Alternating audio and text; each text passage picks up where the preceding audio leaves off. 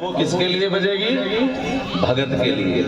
आपने क्या किया, क्या नहीं किया, क्या खाया, क्या पिया, क्या पहना, जैसे हो और बंसी की धुन पड़ेगी, बुलावा आएगा तो जाना पड़ेगा। और जाओगे तो वहां द्वार पर गोविंद प्रश्न कर देंगे, अगर क्या किया क्या उत्तर देंगे?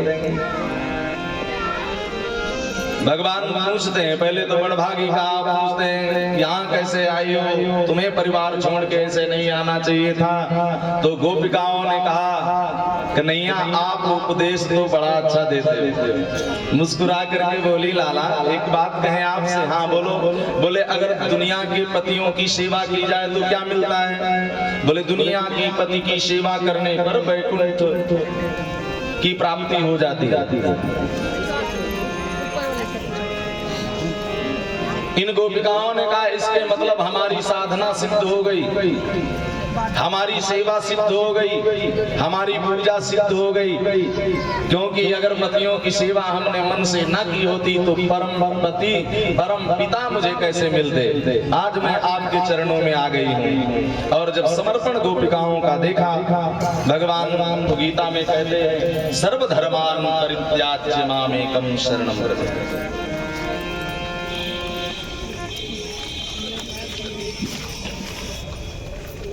जय हो। और ये भैया लिफाफा हमारे पास से खाया है, अब इसकी घोषणा हम करेंगे, विवाह नाम की घोषणा। बोली गुरु गोविंद भगवान की जय।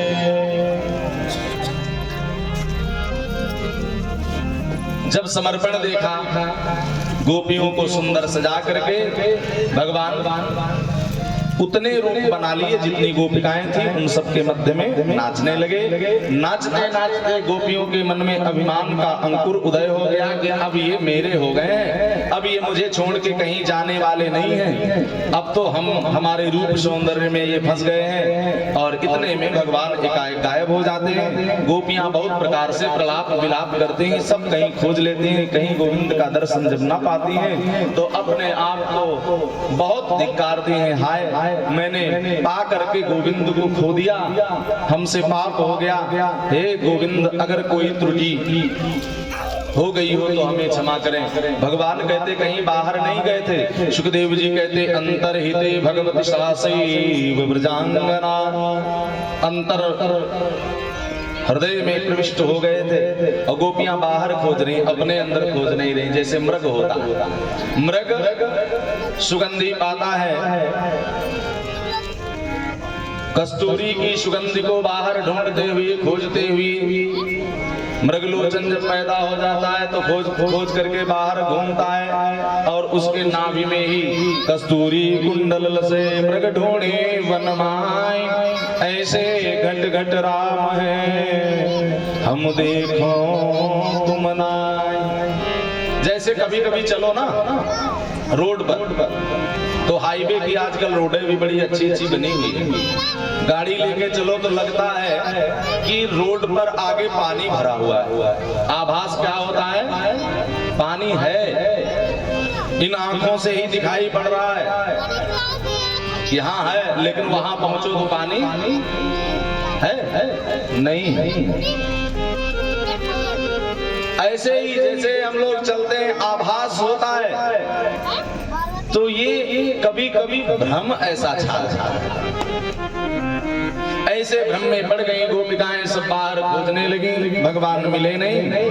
अब गोपियों ने रोना शुरू किया और 19 श्लोकों में रो करके प्रार्थना की है। जयति ईधिकम जन्मना व्रजा श्रेयति इंदिरा शश्वतग्रही दयित दृश्यताम दीक्षुतावका त्वयिधृता शवा स्नेह किंबका त्वाम विचिन्वते। भगवान से कहते हैं प्रभु आप वैकुंठ छोड़ करके इस ब्रजमंडल में बालक बन के आए, तो वैकुंठ तो वही है जहां पर भगवान है।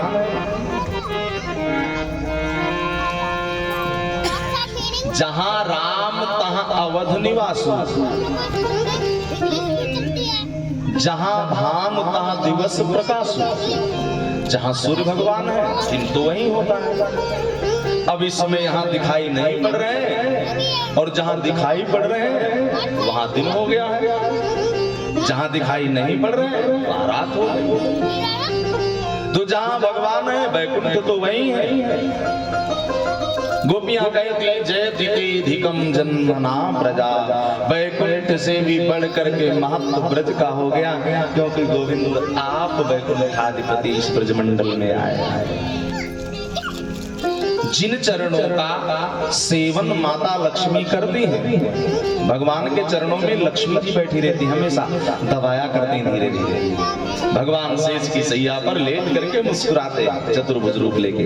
आप जरा दर्शन करिए, और लक्ष्मी जी चरणों में बैठी, वही भगवान इतने कोमल हैं जो लक्ष्मी जी के हाथों से पैर दबाने पर भी पांव धीरे धीरे से दबाते, और इतने चरण कमल कोमल, वो भगवान बच्चे बन के आए, और बच्चे के वैसे अंग कोमल होते, और वो भगवान गैयों के पीछे चकड़ीले पथरीले कंटक युक्त मार्ग पर गैया ले करके निकलते हैं,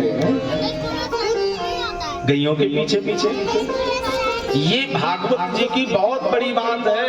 भगवान 11 साल तक ब्रजमंडल में रहे, और जब तक ब्रजमंडल में रहे तब तक भगवान ने एक दिन भी पैर में पनही नहीं पहनी,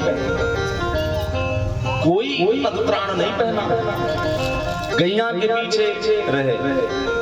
भगवान ने अस्त्र नहीं उठाया, भगवान ने बंसी बजा के सबको जीता है। और भगवान इस ब्रजमंडल में रह करके रोज नित्य नवीन लीला करते हैं।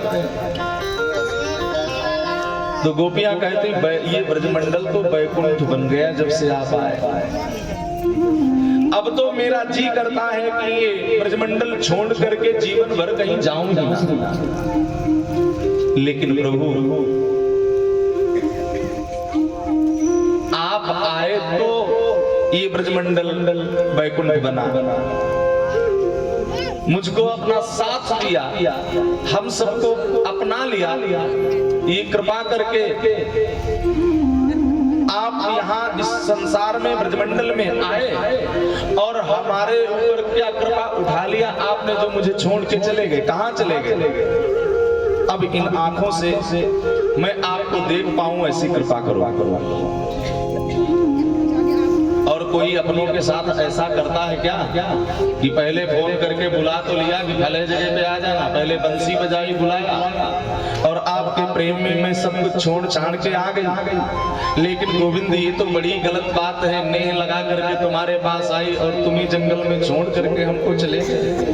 अब मैं कहाँ जाऊं? इसलिए मेरी दशा को निहारो, प्रकट हो जाओ। हर एक श्लोक में भगवान के प्रकट होने की बात कहती है। नखलु गोपिका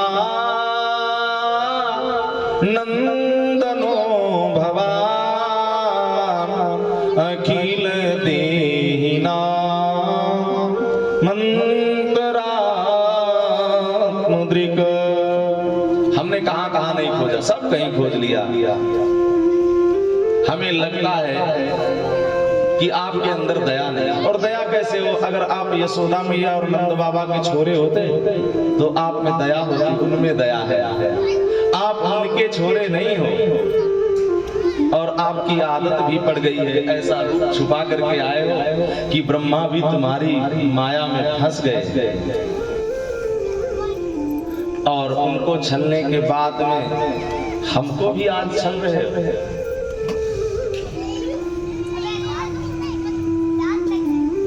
हे मुरलीधर छलिया मोहन, हम भी तुमको दिल दे बैठे। अब जैसे भी हैं हम आपके हैं, आप हमारे हैं। अब आप आ जाओ। जब गोपियों का यह भाव हो गया, यह समर्पण हो गया कि हम आपके हैं, भले बुरे सो तेरे, जब ऐसा भाव हुआ प्रेम और करुणा से कृष्ण में अपने आप को बना दिया, भगवान वहां पर प्रकट हो जाते हैं, और जो खोजते रहते हैं भगवान को एक ना एक दिन पा ही लेते हैं। सुखदेव स्वामी कहते हैं, परीक्षित भगवान इति गोप्या प्रगायन्त्या प्रलपन्त्यस्य चित्रधा रुरुदु स्वस्वरं राजन् कृष्ण दर्शन लालसा। कृष्ण दर्शन की लालसा थी, भगवान प्रकट हो गए और जब प्रकट हो गए तो सब बहुत प्रसन्न हो गई। अब इनके साथ में नृत्य होने लगता है और यह समाचार शंकर भगवान को प्राप्त हो गया कि कन्हैया ब्रजभूमि में मधुवन में रास रचा रहे हैं। पार्वती जी रोज धस के जाती हैं तो पार्वती जी से कहा आज हम भी चले। पार्वती जी ने कहा बाबा वहां कोई गोपी के अलावा एक भी गोप नहीं जाता, कृष्ण के सिवाय कोई गोप नहीं होता है और आप कैसे जाओगे, वहां नहीं जा सकते हो। बाबा ने कहा कुछ भी करना पड़े हम जाएंगे। पार्वती जी कोई युक्ति बताओ कैसे चले और तुम चाहो तो कर सकती हो सब कुछ। पार्वती माता कहती बाबा क्यों इतने उतावले हो रहे हो।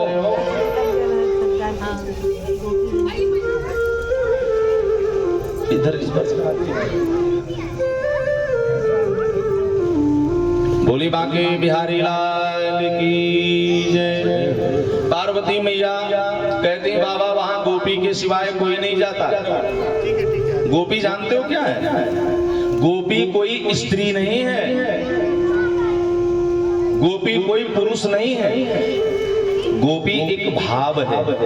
कृष्ण से प्रेम करने के भाव को ही गोपी कहते हैं। कैसी होती है गोपी?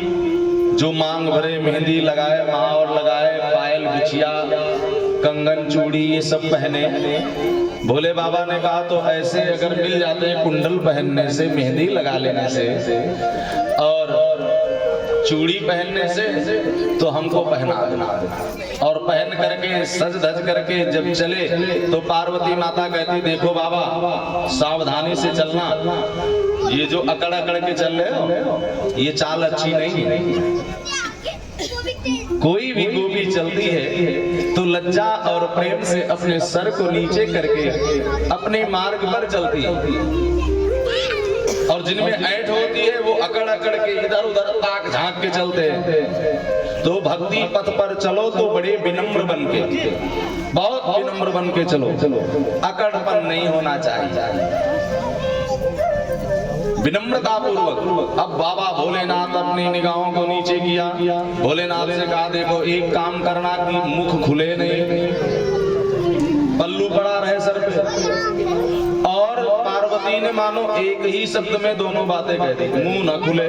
मुंह ना खुलने का मतलब कि पल्लू भी ना खुले। अगर पल्लू खुला रहेगा तो चेहरे से भी पहचान हो जाएगी और मुख ना खुले का मतलब है बोलना भी नहीं। अगर मुख खोलोगे तो भी उन्हें पता चल जाएगा आवाज से भी। भोलेनाथ आ जाते हैं, इनका नाम पड़ जाता है। वृंदावन में पावन मंदिर है गोप गोपेश्वर महादेव। बोले गोप गोपेश्वर महादेव की। शंकर जी जैसे योगी आए हैं, शंकर जी जैसे योगी जिन्होंने काम को जलाया है और वो कन्हैया के यहाँ द्वार पर आकर के जब बैठे, ललिता विशाखा चित्रा आदि सखियां सब एंट्री कर रहे थे, कौन गोपी कितने समय कहां से आई, नाम पता एड्रेस सब नोट किया जा रहा है। अब बात फंसने वाली। पार्वती माता ने अपना परिचय तो दे दिया, ये कौन है? बोली ये हमारी सखी है। अच्छा अच्छा सखी है, तो ये कौन सखी है? अब पार्वती जी जल्दबाजी में बात बनाने लगी, बोली ये भोला सखी है। भोला सखी, अच्छा ये भोला सखी है तो ऐसा करो ये भोला सखी इसका नाम है तो ये भोली भाली होगी भी, जरा मुखमंडल खोल के दर्शन तो करा दो। अब ये लज्जा के मारे शंकर भगवान सर को अपने ढके, अब साड़ी का पल्लू इतना ज्यादा खींच रहे हैं। कहते हैं ना जब कोई काम ज्यादा बनाने की कोशिश जब करोगे, ज्यादा बनाने में बात बिगड़ेगी, वैसे नहीं बिगड़ेगी। जब ज्यादा बनाने की कोशिश करोगे तो बिगड़ जाएगा। अब भोलेनाथ तो कभी बने नहीं थे नारी, और ये बने हैं आज पहली बार। और साड़ी का पल्लू संभालते संभालते आगे का तो संभाला, पीछे की राम जाने क्या हुआ। आगे का तो पल्लू ठीक। बोली शंकर भगवान की। द्वार पर हुआ हल्ला और अंदर से गोविंद दौड़े दौड़े चले गए। पार्वती जी कह रही है बड़ी शर्मीली गोपी है और मैं इसे लेकर के आई हूँ, मैंने कहा था ये बोलेगी नहीं और ये चुपचाप घूंघट में बैठ के लीला देखेगी। भगवान बोले हम भी तो देखें जरा कि ये भोली गोपी कैसी है। और आ गए पास में, अब तो और शर्मा रहे शंकर भगवान, अगर कहीं पल्लू खुल गया और इनके सामने भगवान ने साड़ी के पल्लू को पकड़ा और खोल दिया। अच्छा, बांके बिहारी के मंदिर में हम लोग जाते हैं तो बिहारी जी का जो मंदिर का पट है वो थोड़ी थोड़ी देर के बाद बंद हो जाता है, और जब बंद हो जाता है तो बिहारी जी पीछे किस रूप में कैसे विराजमान, क्या श्रृंगार दिखता है? कुछ क्यों नहीं दिखता? क्योंकि पट पड़ा। और जब पर्दा ये हट जाएगा तो साक्षात्कार हो जाएगा। जीव और ब्रह्म का मिलन तो तभी संभव है जब ये माया का पर्दा हट जाए।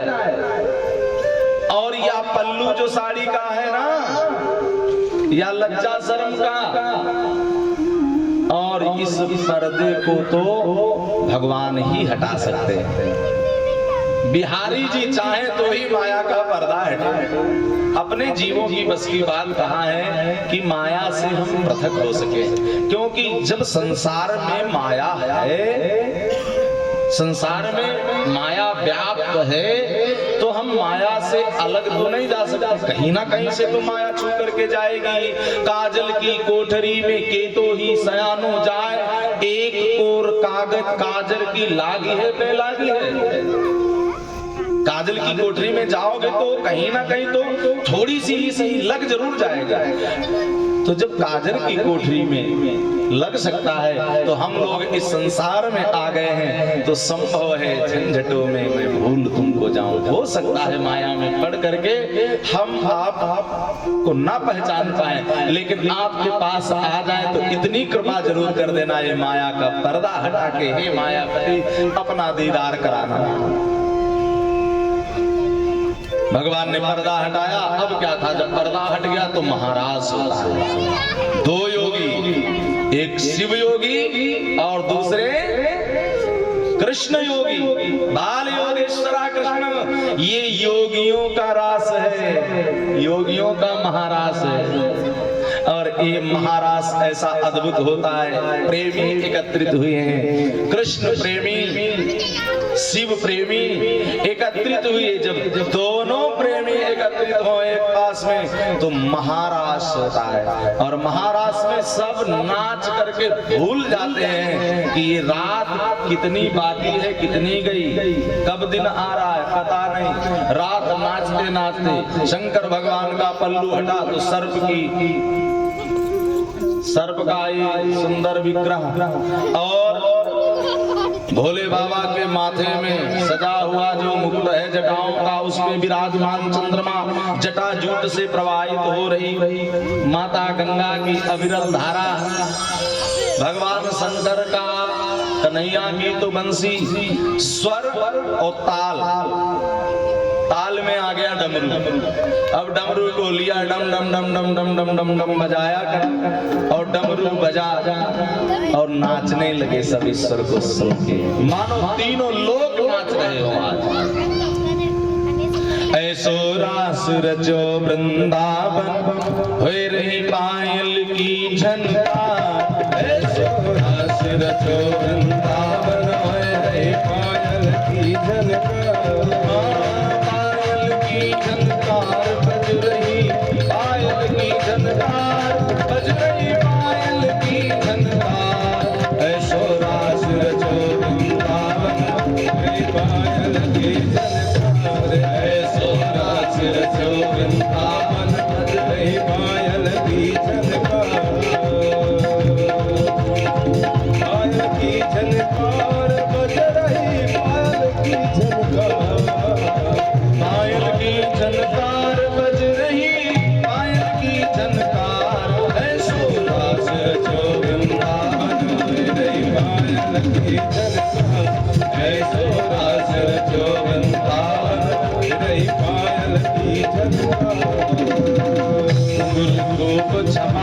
छम बाजे, घुंघरू खूब छमा छम बाजे, घुंघरू खूब छमा छम बाजे, घुंघरू खूब छमा छम बाजे, बजने बिछुआ अधिक बाजे, बजने बिछुआ अधिक बाजे, रमा करधनी के हो बाजे, रमा करधनी के हो बाजे, अंग अंग में बाजे कहने चुड़ियन की झनकार, अंग अंग में बाजे कहने चुड़ियन की झनकार, ऐसो रास रचो वृंदावन में रही पायल की झनकार, ऐसो रास रचो वृंदावन बजरे पायल की झनकार।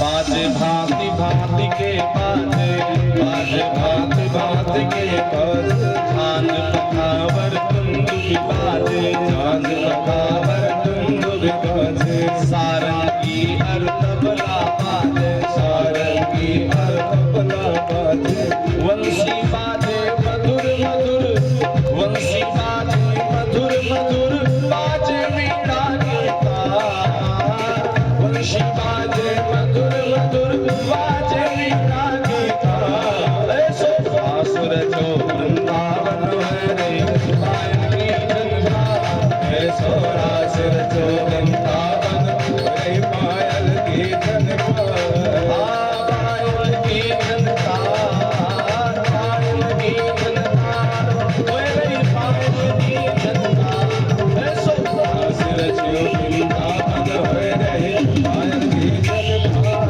ऐसो रास रचो वृंदावन में रही पायल की झनकार। श्री राधे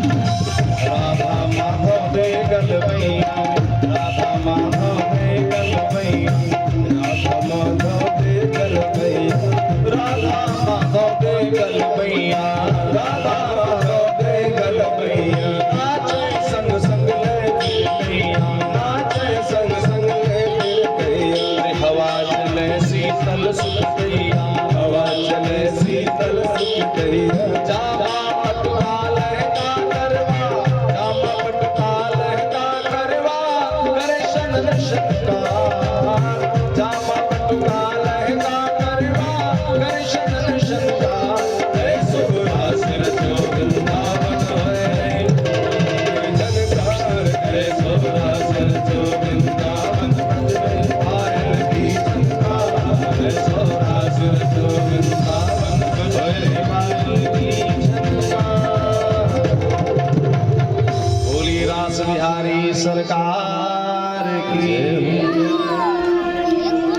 रास बिहारी सरकार पावन अपनी लीला कर रहे हैं और भोलेनाथ नाच रहे हैं। जानते हो भोले बाबा अपने अस्तित्व को मिटा देते हैं कृष्ण प्रेम पाने के लिए। कहते हैं चाखा चाहे प्रेम रस और राखा चाहे मान, तो एक म्यान में दो खड़क देखे सुने। भगवान के द्वार पर आकर के हम क्या हैं, मैंने निवेदन किया था, हम जो कुछ हैं जहाँ के हैं वहाँ के हैं, हम उनके बेटे हैं, हम उनके दास हैं। यहाँ किंचित मात्र भी अभिमान ना आ जाए। कई बार अभिमान आ जाता है कि हम कथा कराने वाले हैं।